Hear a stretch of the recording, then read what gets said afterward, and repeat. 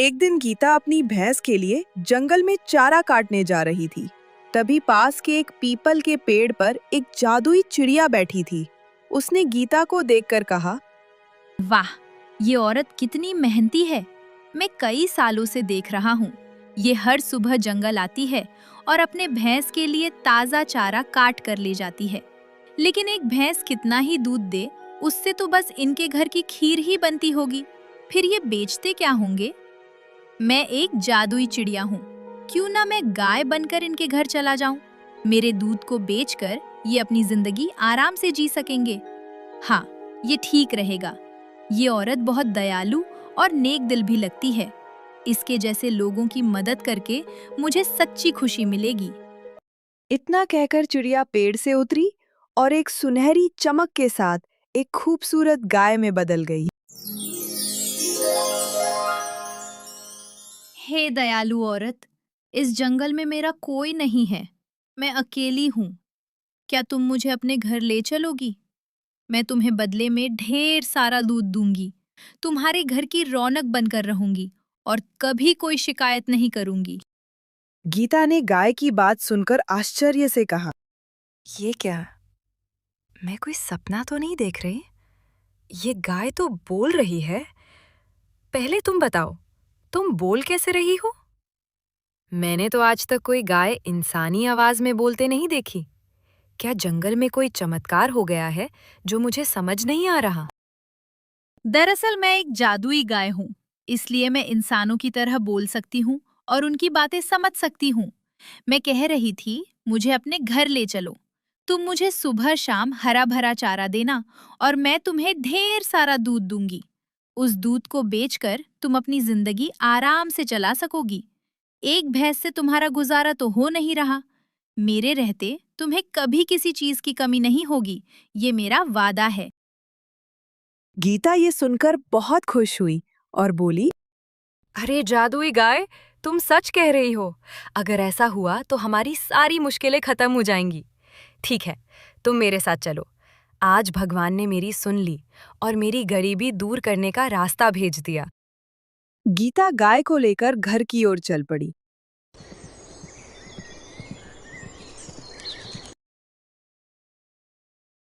थोड़ी देर बाद गीता गाय के साथ घर पहुंची तो उसके पति रमेश ने आश्चर्य से पूछा, अरे गीता, तुम तो भैंस के लिए चारा काटने गई थी। फिर ये गाय कहाँ से ले आई तुम? कहीं ये किसी और की तो नहीं है जो भटक कर हमारे पास आ गई? रमेश, मैंने इसे कहीं से पकड़ा नहीं। ये मुझे जंगल में मिली। इसे बस थोड़ा सा चारा देना है और ये बदले में ढेर सारा दूध देगी।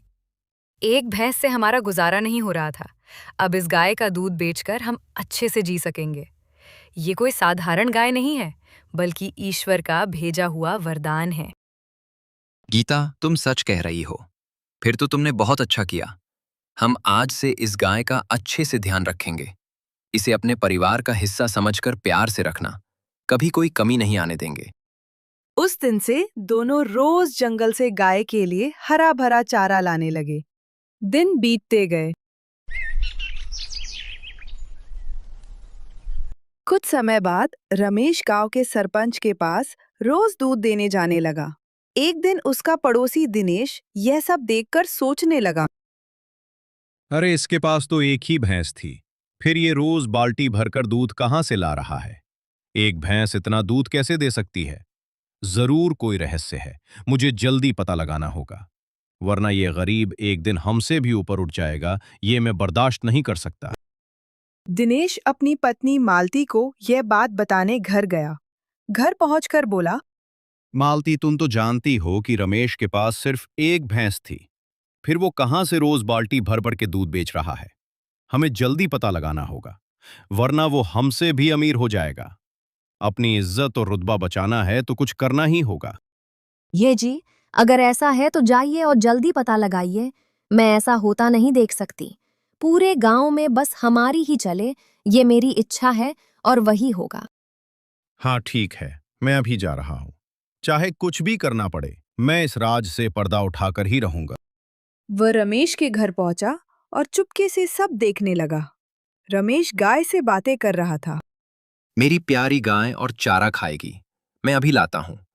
तुम्हें देखकर मेरा मन बहुत प्रसन्न होता है, जैसे घर में लक्ष्मी आ गई हो। नहीं रमेश, आज तुमने मुझे बहुत चारा खिला दिया। अब मैं और नहीं खा सकती। तुम्हारे हाथ का हर एक निवाला मुझे अमृत जैसा लगता है, लेकिन अब पेट भर गया है। दिनेश गाय को बोलते हुए देखकर हैरान रह गया। अरे, ये गाय तो बोल रही है। ये कैसे हो सकता है? गाय भी इंसानों की तरह बोलती है। आज तक ऐसा चमत्कार न कभी देखा न सुना था। ये तो अद्भुत है। रमेश, आज मैं तुम्हें ढेर सारा दूध दूंगी। जितना दूध चाहिए उतनी बाल्टियां रख दो। कल सुबह वो सारी बाल्टियां दूध से भरी होंगी। आज मेरा मन तुम्हारे लिए और भी ज्यादा देने का कर रहा है।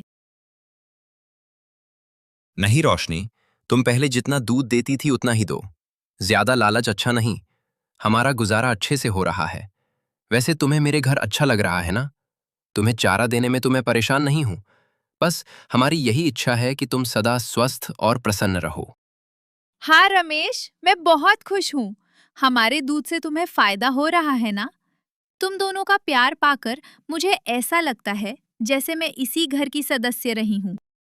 हाँ रोशनी, तुम्हारे दूध से हमें 2 वक्त की रोटी मिल रही है। साथ ही हमारे जीवन में इज्जत और आत्मविश्वास भी लौट आया है। अच्छा, तो ये जादुई गाय है जो बाल्टी बाल्टी दूध देती है। मुझे जल्दी कुछ करना होगा। हाँ, कल जब रमेश गाय को जंगल ले जाएगा, मैं उसे मार दूंगा। फिर देखता हूं ये दूध कहां से लाता है। अगर मुझे ये गाय नहीं मिल सकती, तो रमेश के पास भी नहीं रहने दूंगा। रमेश, एक जरूरी बात सुनो। अगर मुझे कुछ हो जाए या कोई मुझे मार दे, तो तुम चिंता मत करना। जिस पीपल के पेड़ के नीचे मैं गीता को मिली थी, उसकी पत्तियां मेरे सिर पर रख देना। मैं फिर से जीवित हो जाऊंगी। ये रहस्य सिर्फ तुम्हें बता रही हूँ। इसे अपने दिल में ही संभाल कर रखना। रोशनी, ऐसी बातें क्यों करती हो? मेरा किसी से झगड़ा नहीं। कोई तुम्हें क्यों मारेगा? चलो, मैं तुम्हें जंगल ले चलता हूं। भगवान न करे ऐसा कभी हो। मैं तुम्हारी रक्षा अपनी जान देकर भी करूंगा। गीता, मैं रोशनी को जंगल ले जा रहा हूं। अगर देर हो जाए तो चिंता मत करना। हम आज थोड़ा घूम फिर कर लौटेंगे। तुम आराम से घर का काम निपटा लेना। ठीक है, लेकिन जंगल में सावधान रहना। वहाँ जंगली जानवर होते हैं। रोशनी का पूरा ध्यान रखना, उसे कोई खतरा ना होने पाए। रमेश गाय को लेकर जंगल गया। वहां रोशनी हरा भरा चारा खाने लगी। तभी रमेश ने सोचा, आज बहुत गर्मी है। एक काम करता हूँ, मैं उस पेड़ के नीचे थोड़ा आराम कर लेता हूँ। वो पेड़ के नीचे जमीन पर बैठ गया। इधर दिनेश झाड़ियों में छिपा था। उसने सोचा, इस गाय को मारना ही पड़ेगा। ये मेरे रास्ते का कांटा है। तभी रोशनी जोर जोर से चिल्लाने लगी। रमेश नींद से जागा और बोला, अरे, रोशनी को क्या हुआ? मुझे देखना चाहिए। ये चीख तो बहुत भयानक थी। हे भगवान, सब ठीक हो? वह गाय के पास पहुंचा और देखकर स्तब्ध रह गया। रोशनी मर चुकी थी। रमेश बहुत दुखी हुआ और उसकी आंखों से आंसू बहने लगे। भगवान, ये कैसे हो गया? मेरी रोशनी कैसे मर गई? अब मैं गीता को क्या जवाब दूंगा?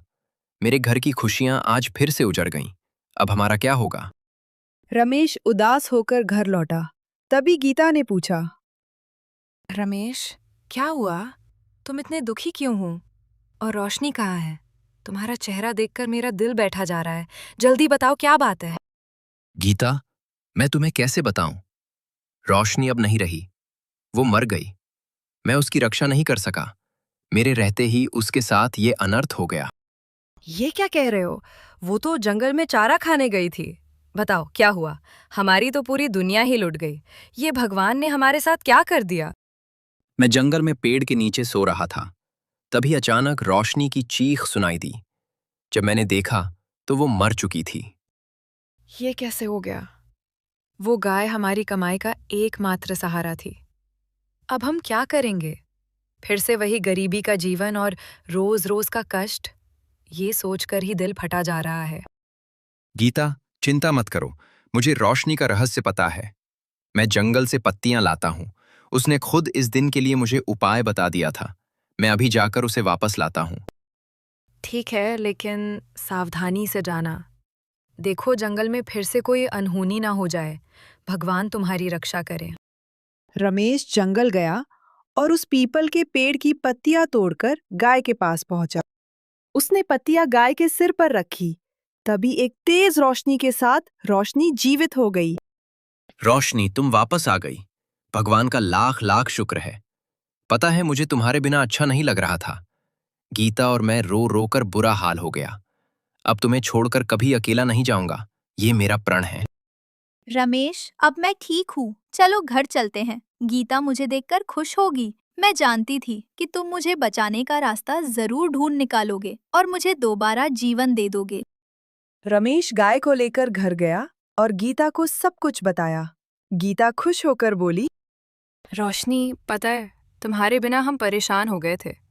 लग रहा था जैसे अंधेरे में डूब गए हों, और अब फिर से सूरज निकल आया है। गीता, अब चिंता मत करो, मैं फिर से लौट आई ना।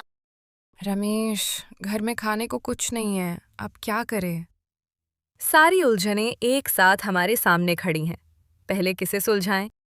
रमेश, बाल्टी लाओ, मैं तुम्हें ढेर सारा दूध दूंगी। आज की चिंता आज ही दूर करते हैं। कल का सूरज अपनी रोशनी लेकर आएगा। रोशनी, पहले जितना दूध देती थी उतना ही दो। वो हमारे लिए काफी है। तेरा संतोषी स्वभाव ही मुझे सबसे प्रिय है, रोशनी। रमेश बाल्टी लाया। एक जादुई रोशनी के साथ बाल्टी दूध से भर गई। गीता बोली, वाह रोशनी, तुम्हारा दूध तो बहुत गाढ़ा है। ये देखकर मन तो करता है बस पीते ही रहे। इतना स्वादिष्ट और शुद्ध है। लेकिन अभी हमारे पास चारा नहीं है। कोई बात नहीं, हमारे पास जो पेड़ है उसकी पत्तियां लाओ, वही खा लूंगी। प्रकृति ने हर जीव के भोजन का प्रबंध किया है। जो मिलेगा उसी में संतोष कर लूंगी। तभी दिनेश पीछे से आया और ये सब देखकर हैरान हो गया। मैंने तो इस गाय को मार दिया था, फिर ये कैसे जीवित हो गई? मुझे फिर से कुछ करना होगा। ये तो मौत को भी हराने वाली अजीब चीज है। अब इसका क्या करूं? गीता, मैं सरपंच के पास दूध देने जा रहा हूं। अगर देर हो जाए तो चिंता मत करना। हो सकता है रास्ते में कोई जरूरतमंद मिल जाए, उसकी मदद करके ही लौटूंगा।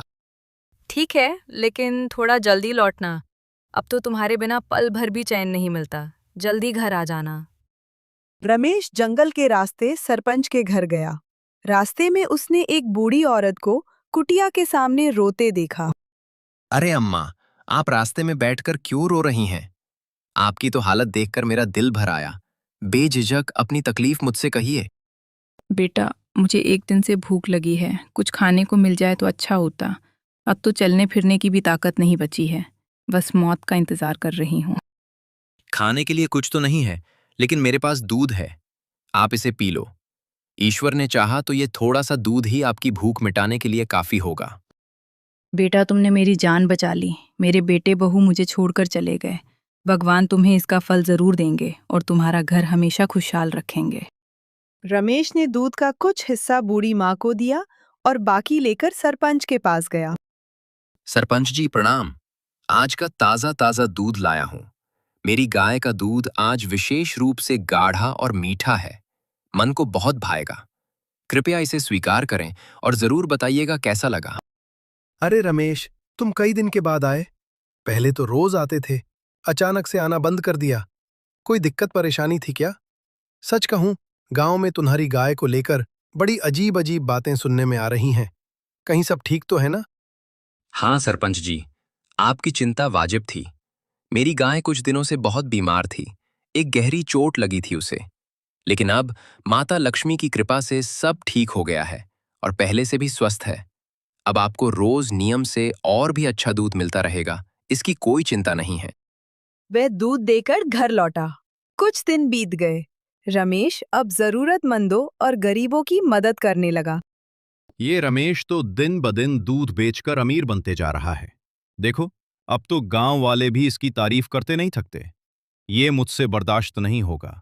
मुझे उसकी इस गाय को फिर से और पूरी तरह से मारना ही होगा। इस बार ऐसी चोट करूंगा कि कोई जादू टोना भी उसे नहीं बचा पाएगा, चाहे वो स्वर्ग से देवी ही क्यों ना उतर आए। गांव में रोशनी के जादुई होने की बात जंगल की आग की तरह फैल गई। सरपंच तक भी यह बात पहुंची और वह तुरंत रमेश के घर जा पहुंचा। रमेश, मैंने सुना है तुम्हारी ये गाय कोई साधारण गाय नहीं, बल्कि बहुत खास है। पूरा गांव इसके चमत्कारों की चर्चा कर रहा है।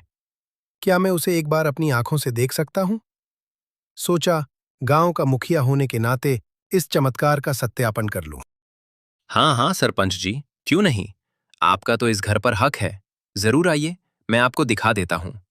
आप गांव के मुखिया हैं, आपको देखकर मेरी गौशाला भी गौरवान्वित होगी। चलिए इस तरफ। वह सरपंच जी को गौशाला ले गया। सरपंच की आंखों में रोशनी का जादू देखने की बेचैनी थी। रमेश, मुझे अब भी यकीन नहीं आ रहा कि ये सब सच है। क्या ये गाय मेरे सामने, मेरी आंखों के सामने ऐसे ही जादुई तरीके से दूध दे सकती है? क्या मैं अपनी आंखों से वो सब देख सकता हूँ जो गांव वाले कहते हैं? उसने एक बाल्टी रखी और प्यार से गाय के माथे पर हाथ फेरते हुए बोला, रोशनी, सरपंच जी को अपनी शक्ति दिखाओ। इनसे शर्माओ मत। ये कोई साधारण गाय नहीं, बल्कि स्वयं लक्ष्मी माता का स्वरूप है। उसी क्षण एक मंद सुनहरी रोशनी के साथ बाल्टी तुरंत शुद्ध और गाढ़े दूध से लबालब भर गई। सरपंच लालच में पागल हो उठा और उतावले स्वर में बोला, रमेश, ये गाय तो मुझे दे सो। इतनी शक्ति पर तो बस मेरा ही अधिकार है। मैं तुम्हें बहुत सारा धन दौलत दूंगा। बदले में जो मांगोगे वही दूंगा, चाहे मेरी आधी जमींदारी ही क्यों न ले लो। हुक्म करो। नहीं सरपंच जी, ऐसा ना कहें। ये गाय मैं नहीं बेच सकता। ये मेरे लिए कोई मवेशी नहीं है। ये तो मेरे परिवार की सदस्य है। आप भी जानते हैं कि परिवार को कभी बेचा नहीं जाता, चाहे उसके बदले पूरी दुनिया की दौलत ही क्यों न मिल रही हो। सरपंच ने लालच में अंधा होकर गाय को जबरदस्ती छूने की कोशिश की, लेकिन जैसे ही उसका हाथ गाय के शरीर पर पड़ा, उसके हाथ जलने लगे। रमेश, ये सरपंच केवल लालची ही नहीं, बल्कि एक अपराधी भी है। ये गरीबों और कमजोरों को लूटता है, उनकी जमीनें हड़प लेता है। आज मैं इसे सबक सिखाऊंगी। मेरी इस दिव्य शक्ति से इसके हाथ जल रहे हैं, ताकि इसे अपने पाप की पीड़ा का एहसास हो और ये समझे कि बुराई का फल कितना कष्टदायक होता है। आई, मुझे मुझे माफ कर दो देवी। मुझसे बहुत बड़ी गलती हो गई। मैं ये गाय नहीं लूंगा। कभी इसकी तरफ आंख उठाकर भी नहीं देखूंगा। मुझे अपनी गलती पर बहुत शर्मिंदगी है। अब कभी किसी चीज का लालच नहीं करूंगा। सरपंच जी, केवल माफी मांगने से कुछ नहीं होगा। इस जलन का इलाज सिर्फ सच्चा पश्चाताप है। आपने कई गरीबों की जमीन छीनी है, उन्हें वापस कर दीजिए और सबसे सार्वजनिक रूप से माफी मांगिए। आपका मन सच्चा होगा तो यही एक रास्ता है आपके पाप धुलने का और सच्ची शांति पाने का। सरपंच को अपनी गलती का गहरा एहसास हुआ। अगले ही दिन उसने सबकी जमीनें लौटाईं और गरीबों की खुले दिल से मदद शुरू कर दी। रमेश, मेरा यहाँ काम लगभग पूरा हो चुका है, लेकिन एक आखिरी राक्षस को सबक सिखाना बाकी है। वो वही है जिसने जंगल में मुझ पर सबसे पहला और सबसे कातिलाना हमला किया था। रोशनी, ये तुम क्या कह रही हो? जब तुम मेरे घर आई थी तो तुम उस दिन इतनी बेजान थी कि मैं कई दिन सो नहीं पाया था। वो हमला किसने किया था तुम्हारे ऊपर? मुझे सब कुछ विस्तार से बताओ। उस पापी का नाम बताओ ताकि मैं उसका सामना कर सकूं। वो तुम्हारा दोस्त दिनेश था। उसकी जलन ने मुझे मारने की कोशिश की और अब मुझे आभास हो रहा है कि उसकी वो जलन शांत नहीं हुई है, बल्कि और गहरा गई है। दिनेश, तो वो ऐसा कायर और पापी निकला। उसी ने तुम्हें मारा था और आज भी हमारी खुशी देखकर जल रहा है। अब और बर्दाश्त नहीं। चलो रोशनी, हम दोनों मिलकर उसे वो सबक सिखाते हैं जो उसे कभी नहीं भूलेगा। ये केवल तुम्हारा या मेरा नहीं, हम दोनों का मिलकर फैसला है। उसी समय दिनेश चोरी छिपे गौशाला के बाहर घात लगाए खड़ा था।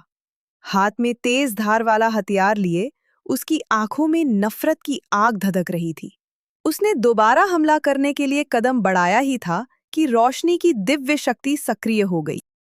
अरे, मेरे पैर में आगे क्यों ना ही बढ़ पा रहा रमेश, मुझे बचा। ये गाय जादूगरनी है, ये मुझे मार डालेगी। मैं मानता हूं सब, मुझे माफ कर दो।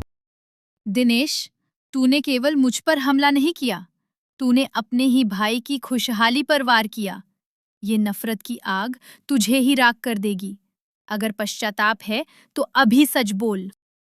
दिनेश, देख ले अपनी हालत। ये तेरी ईर्ष्या का फल है। अब भी समय है, सबके सामने वो पत्थर और आज का हथियार दिखा दे और सच्ची माफी मांग ले। रोशनी, अगर वो पश्चाताप करे तो उसे एक मौका और देना। सच्चा सुधार ही उसका उद्धार कर सकता है। दिनेश ने रोते हुए सबके सामने अपना अपराध कबूल कर लिया। उसने हथियार फेंक दिया और रमेश के पैरों में गिरकर माफी मांगी। रोशनी ने अपनी शक्ति वापस ले ली और उस दिन के बाद दिनेश की सारी ईर्ष्या सच्ची श्रद्धा और प्रेम में बदल गई। उसने भी रमेश के साथ मिलकर उस गौशाला की सेवा शुरू कर दी और अब वह पूरा गांव मिलकर एक नए सूरज की तरह खुशहाल हो गया।